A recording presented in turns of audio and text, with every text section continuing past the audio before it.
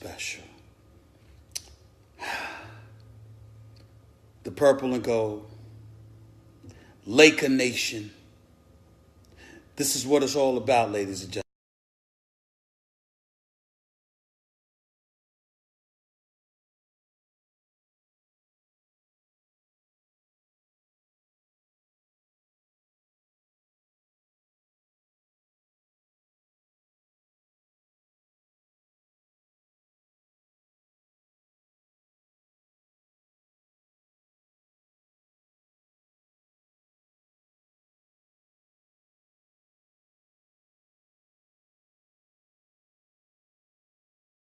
Magic Johnson has pulled it off. He's got King James. LeBron James is in the house. This is a beautiful thing. This is a beautiful thing. I'm loving it. This is everything. This is what it's all about. Do y'all understand what it has been like to see basketball? Two teams in LA. Two teams in New York. One in Chicago. All out of the playoffs. That does not work in the world of basketball. It does not work. We don't like that. We don't vibe with that. That's not what we are about. LeBron James agreeing to go to LA. Let me give you the details. It's 4 years. It's $154 million. There's an opt-out after year 3, for what I'm being told. All right?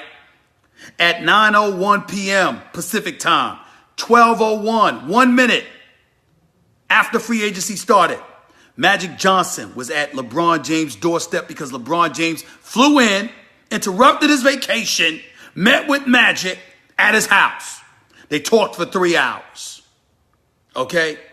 Understand that in the 16 years that LeBron James has been in this league, Magic Johnson and LeBron James never, ever, ever sat down and talked face to face. Never happened. Never, ever happened until last night, 9:01 p.m.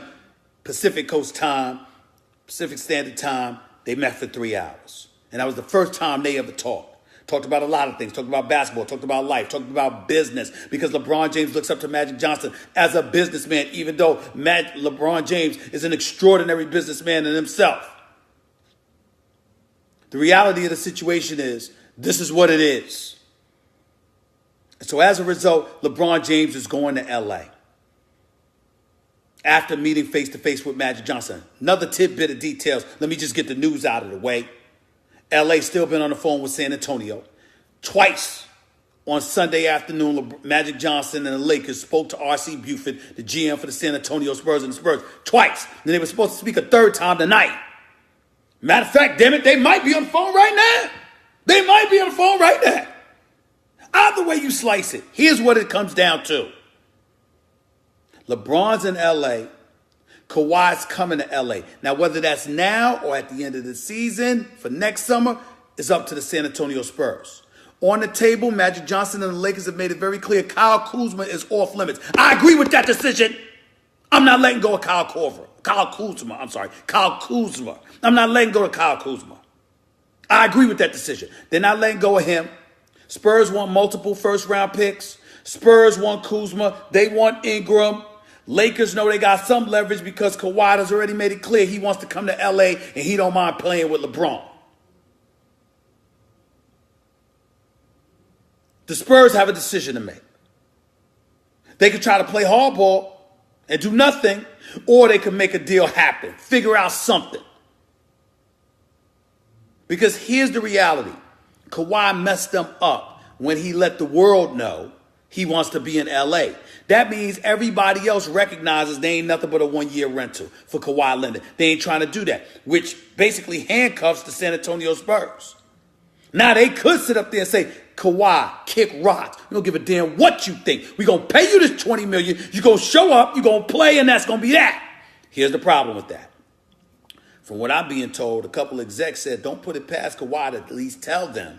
I'm not saying he will, but they said, don't even put it past Kawhi to tell them, man, y'all kiss my ass. I'm not playing for y'all. Hell with that. I'll be hurt for the 2018-2019 season. That's what they saying. I'm not saying that. I'm telling you what they saying.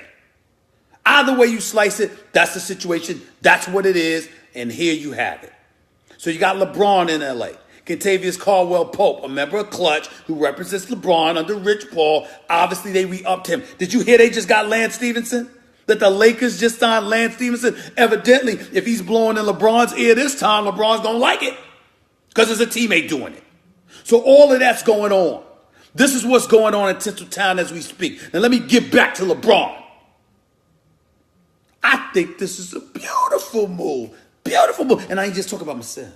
I'm not just saying it for myself. I'm not just saying it because I want to be in LA. I'm not just saying it because I want an excuse to be in LA. I'm not trying to go there. I understand, please. It's not about that. It's not about that.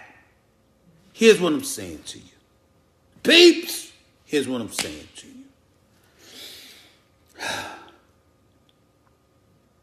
LeBron buys himself time. He's not the favorite. It's still Golden State. To a lesser degree, especially if he doesn't get Kawhi, it's still Houston. Essentially, LeBron playing with house money. He goes there. His wife and family is there. Your business interests are being served there. The weather is beautiful. From Lake Erie to Venice Beach, figure it out, people. Figure it out. You got all of this working for you. And so because of that, please understand that LeBron is in a situation where he's actually devoid of pressure for the first time in 8 years. All he has to do is get the Lakers to the playoffs. They ain't been in the playoffs in 5 years. If he gets them to the playoffs, they're good. And because they're good with the playoffs, they're good, period. Do you understand what I'm saying to you? So this is a beautiful thing. This is a beautiful day. Understand what this is. It's special. LA, LeBron. Now, I will admit, there's a little bit of pressure from this perspective. Other than Elgin Baylor, every star that's ever worn the purple and gold for Laker Nation has delivered a championship. LeBron can't be the one that fails to do so. That's not a good look. That much I will say. But that's about it. He certainly ain't under pressure to win a championship next year. Golden State's the favorite. Not them. And that'll be the first time in 8 years that LeBron's been able to play with house money. So that's something to consider. But that's the situation. That's all I'm going to tell y'all for now. I got more.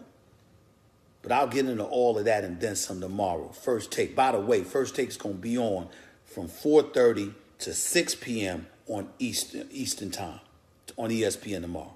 There's a First Take in the morning on ESPN too. I might make an appearance there just for a couple of minutes at the top of the show. But outside of that, First Take with Max and Molly, we're going to be on the air from 4:30 to 6 p.m. tomorrow Eastern Standard Time, tomorrow afternoon on ESPN. That's where we're going to be at for the rest of the week. We ain't going to be on ESPN in the morning. We'll be on ESPN in the afternoon.